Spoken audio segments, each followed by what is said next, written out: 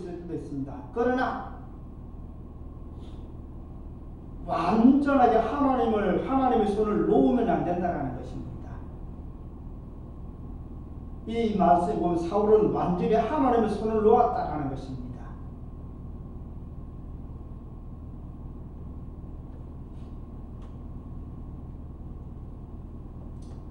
이 사울은 전쟁 중에서도 하나님의 이름을 부르지 않았다는 것입니다. 적들에게 쫓기는 중에도 하나님 이름을 불러 했지만 그는 부르지 않았다는 것입니다. 그리고 마지막 자결하기 전에도 여호와 하나님을 찾거나 하나님 앞에 기도해 하나님 우리가 죽게 되었으니 하나님 어떻게 합니까 하고 하나님 앞에 묻고 하나님 앞에 기도를 했어야 된다는 것입니다. 그러나 사울은 어떻게 하든 하나도 안 했다는 것입니다. 하나님을 찾지도 않고 하나님을 부르지도 않고 하나님 어떻게 하고 그렇게 하지도 않았다는 것입니다.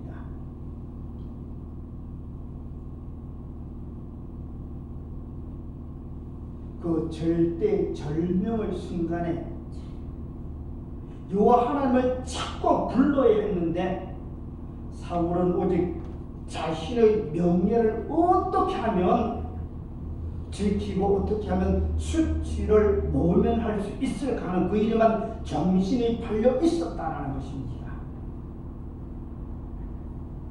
우리가 이 땅을 살면서 때로는 그와 같은 우리가 수치를 당하는 일이 있습니다. 때로는 그와 같이 다른 사람들에게 침피를 당하는 그와 같은 일들이 부지기수입니다.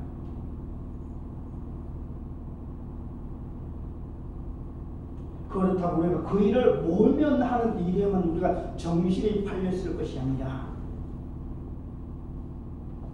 그런 일들 중에서도 무엇을 하나님을 찾아야 한다는 것입니다. 우리 주님의 이름을 부르고 하나님 주님 어떻게 하면 우리가 제가 이 수치를 지금 당하고 있는데 하나님 어떻게 하면 하고 그렇게 하나님께 물었어야 한다는 것입니다.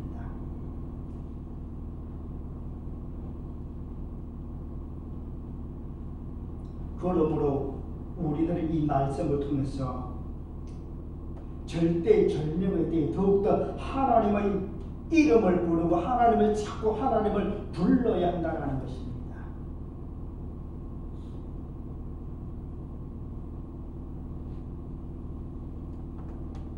그렇게 사울은 그렇게 자신이 그렇게 생명을 그렇게 버렸다라는 것입니다. 그렇게 죽은 후에 어떤 일들이 생겼습니까? 사울이 자기 수치를 명예를 더럽히지 않으려고 했는데 어떤 일들이 일어났습니까? 9절 오늘 본문 9절과 10절에 보면 이렇게 말씀합니다.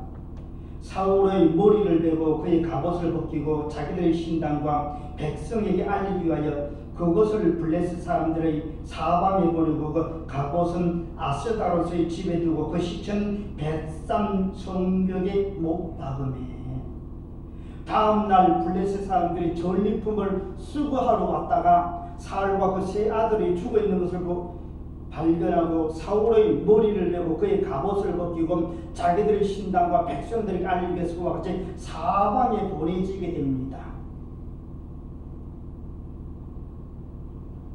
이 사울은 수치를 모면하려고 자기 명예가 실추되지 않게 해서 그와 같이 자결을 했는데 더 큰 수치를 지금 당하고 있다는 것입니다.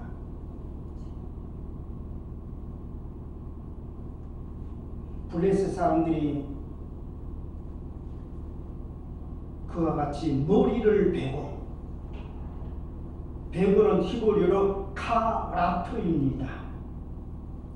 적시로 문법에 보면 적시를 배웠다는 보자마자 적시를 배웠다는 것입니다. 두 번 먹어야 두 번 칼 될 필요 없이 한 번에 그와 같이 사울의 목을 베었다는 것입니다. 블레셋 사람들이 이 카라토는 잘라 베어내다, 파괴하다, 언약을 잘하다, 벌목하다의 뜻이 있습니다. 사울은 스스로가 죽음을 택하고 죽었어도 머리가 잘리는 수치를 당합니다. 자기가 수치를 당하지 않으려고 그와 같이 스스로 그와 같이 자기 생명을 버렸는데 죽어서도 그렇게 머리가 잘리는 수치를 당하게 되었다는 것입니다. 고대 사회에서 머리의 개념은 권위의 상징을 넘어서 여호와에 대한 신앙과 밀접한 관계를 가지고 있다는 것입니다. 사울이 블레셋 사람들에 의해서 머리가 벌목하듯이 적시로 잘렸다는 것은 하나님과의 관계가 파괴되고 언약의 관계가 잘렸다는 것을 의미하고 있다는 것입니다.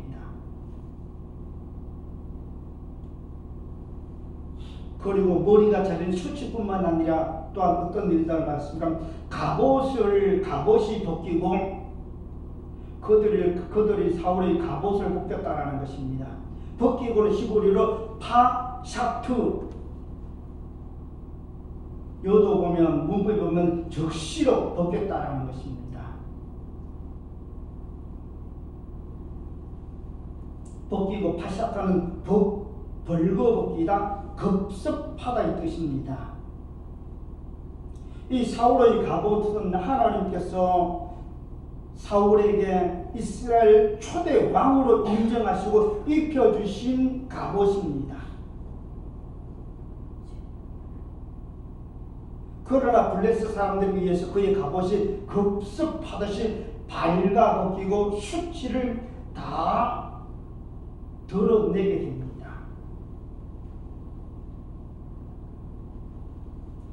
이것은 하나님의 뜻에 의해서 저들이 손을 빌려서 벗기게 하신 것입니다. 하나님께서 벗기게 하신 것이라는 것입니다.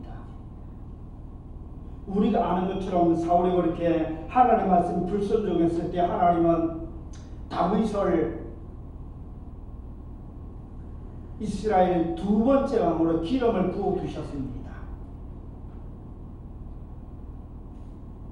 그러므로 하나님은 그의 갑옷을 그렇게 블레셋 사람들의 손을 빌려서 그렇게 벗기셨다는 것입니다. 그렇게 사울은 그렇게 수치를 당하고 있었다라는 것입니다. 살아서뿐만 아니라 죽어서도 그렇게 수치를 당하고 있다라는 것입니다. 그렇게 블레셋 사람들이 그렇게 사울의 목을 베고 갑옷을 벗기고 그렇게 한 것, 블레셋 사람들은 헛된 자기들의 신에 의해서 승리한 것으로 착각을 하고 있었다라는 것입니다.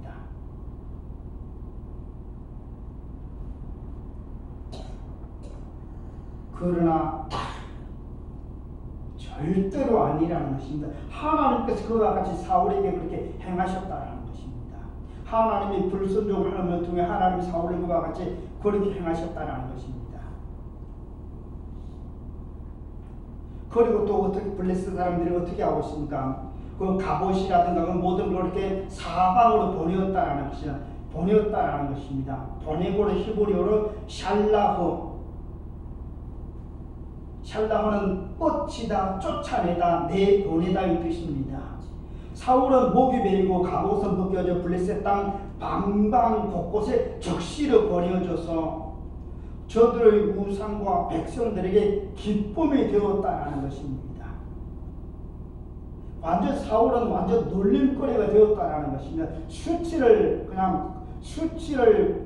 그렇게 당하는 것뿐만 아니라 그의 명예가 완전 땅에 떨어지고 또 떨어지는 그와 같은 일을 당했다라는 것입니다.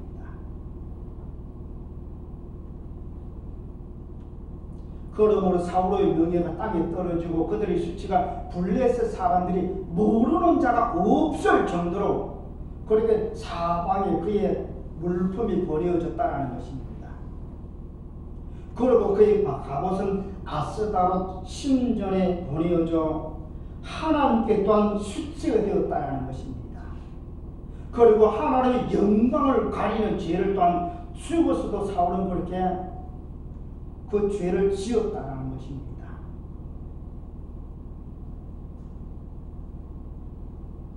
그래도 살아서는 그렇게 하나님 앞에 불순종했다면 그래도 죽었으라도 하나님 영광을 나타내야 되는 사울은 그렇게 하지 못했다라는 것입니다. 살아서도 하나님 영광 가리고 그렇게 죽어서까지 하나님의 영광을 가리는 죄를 범했다라는 것입니다.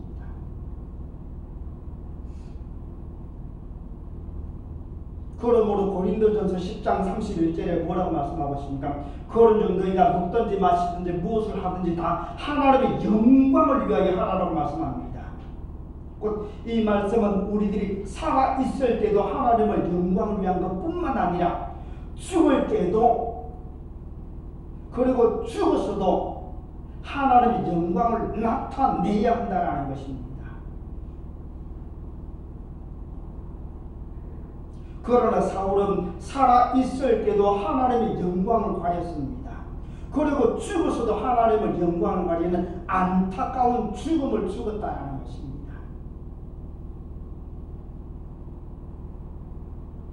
그러면 우리들이 무엇 때문에 살아서도 하나님의 영광을 나타내고 죽어서까지 하나님의 영광을 나타내야 할까요? 그것은 로마서 14장 8절 보면 우리가 살아도 주를 위하여 살고 죽어도 주를 위하여 죽나니 그러므로 사나 죽으나 우리는 주의 것이로다.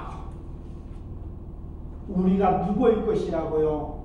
우리 주님의 것 하나님의 것이라는 것입니다. 그러므로 우리가 먹든지 마시든지 무엇을 하든지 하나님 영광을 드러내야 한다는 것입니다. 하나님 영광을 나타내야 한다는 것입니다. 그런데 사울은 살아서도 하나님 영광을 가리고 죽어서도 하나님 영광을 가리는 그와 같은 죄를 범했다라는 것입니다. 시편 95편 7절 보면 대저 저는 우리 하나님이시요 우리는 그의 백성이요 그 소의 양이라고 말씀합니다.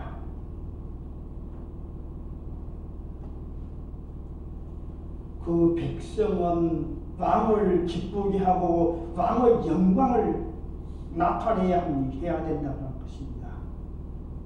그 양은 목자를 기쁘게 해야 한다는 것입니다. 양이 목자를 기쁘게 하는 일들이 어떤 일들이 있을까요?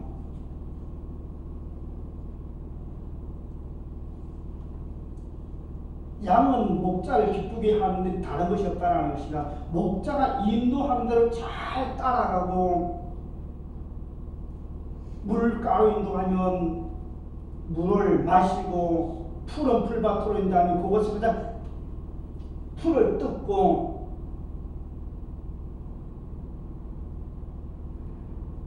그리고 때가 되면 새끼를 넣고 때가 되면 젖을 내고 때가 되면 또한 털까지도 주인에게 그런 유익을 끼치는 것이 양이라는 것입니다. 그러므로 우리는 주의 것입니다. 그의 백성입니다. 그 양이기 때문에 살아서도 영광을 나타내야 되고 죽어서도 영광을 나타내야 한다는 것입니다. 이사야 43장 7절이라든가 21절에 보면 내가 내 영광을 위하여 창조한 자라고 말씀하십니다. 우리 각 사람을 하나님께서 영광을 위하여 창조하셨다는 것입니다. 뭐 하나님 우리를 창조할 때 우리가 뭐 잘 먹고 잘 살라고 창조하신 것 이전에 먼저 하나님 영광을 위해서 하나님 영광을 받으시려고 우리를 창조하셨다는 것입니다. 21절에도 보면 이 백성은 내가 나를 위하여 지었나니 나의 찬송을 부르게 하려 합니다.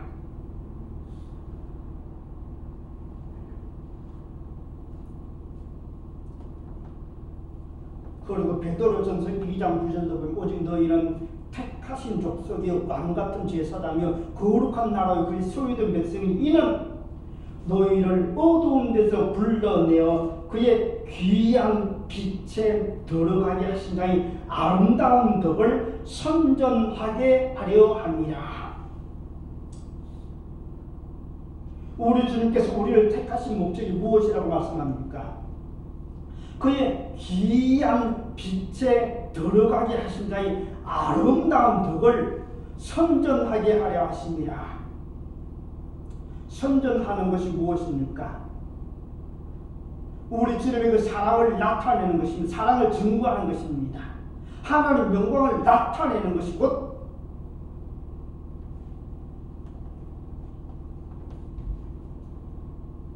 아름다운 덕을 주님이 행하신 일을 증거하는 그 일이라는 것입니다.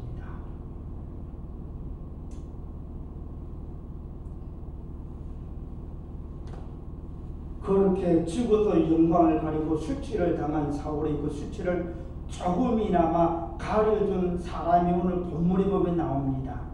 11절부터 13절 보면 이렇게 말씀합니다. 길앗 야베스 거민들이 블레셋 사람들의 사울에게 행한 일을 듣고 모든 장사가 일어나 밤새도록 달려가서 사울과 그 아들들의 시체를 벳산 성벽에서 취하여 가지고 야베스에 돌아와서 거기서 불사르고 그 뼈를 가져다가 야베스 에셀나무 아래 장사하고 7일을 금식하였더라. 이스라엘의 힘있는 자들이 밤새도록 달려가서 사울의 시체와 그의 아들들의 시체를 벳산 성벽에서 내려가지고 야베스에 돌아와서 불살랐다고 기록하고 있습니다. 여기 야베스는 히브리어로 야베쉬에서 유래된 말입니다. 이 야베쉬는 마른 습치를 당하다의 뜻입니다. 이 야베스 사람들은 전에 암몬 족속의 침략으로 수치를 당하고 마른 풀같이 힘이 없어 고통을 당하고 있을 때 그때 이 사울이 도와주었습니다. 사울의 도움을 받고 구원을 얻었습니다. 그러므로 그것을 기억하고 있었다라는 것입니다. 그러므로 사울 왕의 시체가 지금 그와 같이 성벽에서 모욕을 당하고 있는 것을 듣고서 참을 수가 없어서 야베스 사람들이 의로운 용기를 내어서 블레셋 사람들에게 더 이상 수치를 받지 않도록 그렇게 길앗 야베스 사람들이 그렇게 가려 주었다라는 것입니다. 그 사람들이 사울의 시체와 아들들의 시체를 야베스에 그렇게 가지고 돌아가서 불살랐다라는 것입니다. 불사르고 히브리어로 샤라프, 사라프, 불타다, 불태우다. 그런데 야베스 사람들이 가져온 사울과 그 아들들의 시체들은 절단이 되어 있으므로 시체를 화장했다라는 것입니다. 그리고 뼈를 보존하여 장사를 지내주었습니다. 그런데 히브리인들의 장례 문화는 시체를 화장하는 문화가 아니라는 것입니다. 그들은 그냥 그와 같이 매장 문화, 불 속에 매장하는 문화라는 것입니다. 그러므로 여기서 시체를 태우는 것은 혐오감을 나타내는 것이고 죽은 자에게 수치를 주는 것입니다. 그리고 여기서 시체를 태우는 것은 범죄자들 외에는 하지 않는 일이라는 것입니다. 그리고 구약에서 시체가 불태워지는 것은 하나님과의 계약에서 단절되었다는 것을 의미한다는 것입니다.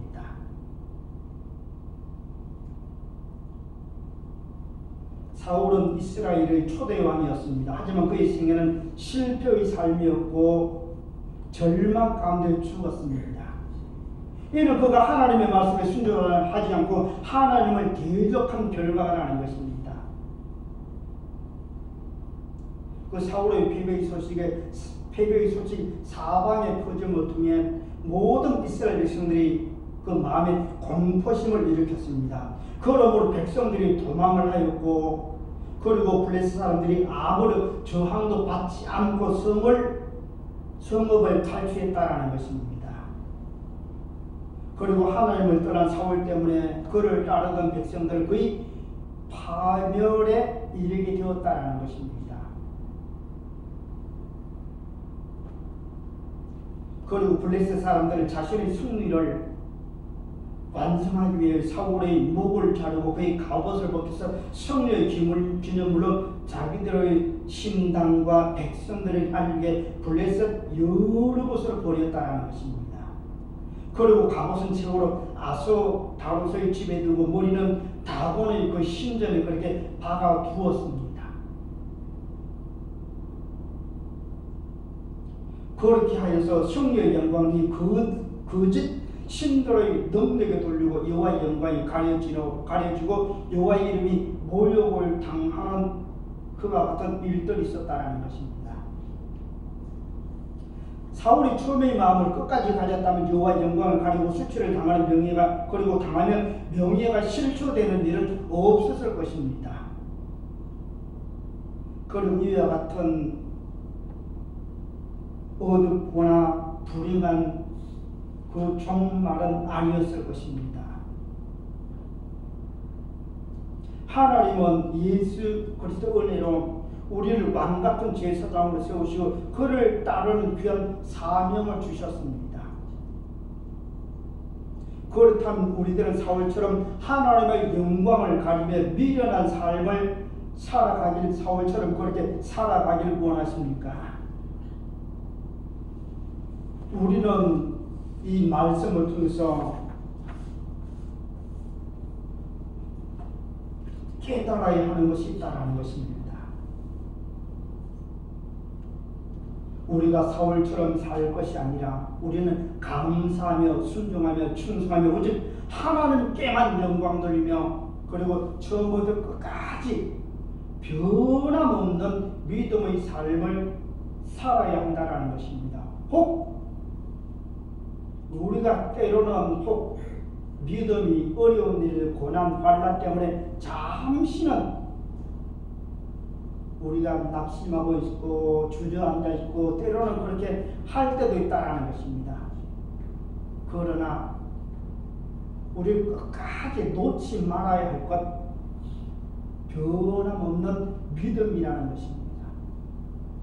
그리고 항상 어떻게 하면 우리가 하나님 앞에 영광을 돌릴까? 그것을 애쓰고 힘을 써야 한다는 것입니다. 그러므로 우리들은 끝까지 첫사랑의 믿음을 잃지 않는 우리 성도들이 다 되기를 원합니다. 그리고 주님 앞에 섰을 때 잘했다 칭찬받고 주님이 예비한 그 모든 상급을 영원히 누리는 우리 성도들이 다 되기를 예수님의 이름으로 축복합니다. 기도하겠습니다. 하나님 아버지 감사합니다. 오늘같이처럼 말씀을 보았습니다. 사울은 하나님 앞에 귀하게 택함받고 귀하게 쓰임받는 일꾼이 될 수 있었지만 그가 왕이 된 후에 그와 같이 마음이 변하여 자기 뜻대로 자기 생각대로 삶으로 이와 같이 결국에는 이와 같이 블레셋 사람들에게 수치를 당하며 또한 그 일을 통해 또는 하나님의 영광을 가리는 그 말씀을 같이 보았습니다. 하나님, 이 사울의 모습을 통해 하나님 깨닫는 귀한 시간 되게 도와주시옵시고 오직 우리 삶 가운데 하나님의 영광만 나타내는 우리 삶이 되게 하나님 아버지 인도하시고 역사하소서. 때로는 부족함을 통해서 영광 가릴 때가 얼마나 많이 있나이까. 하나님 회개합니다. 우리 하나님 아버지 용서하시옵시고 성령님 함께 하심을 통해 오직 하나님의 영광만 나타낼 수 있는 우리 삶이 다 되게 주여 역사하여 주옵소서. 감사드리며 축복하며 예수님의 이름으로 기도드리옵나이다. 아멘.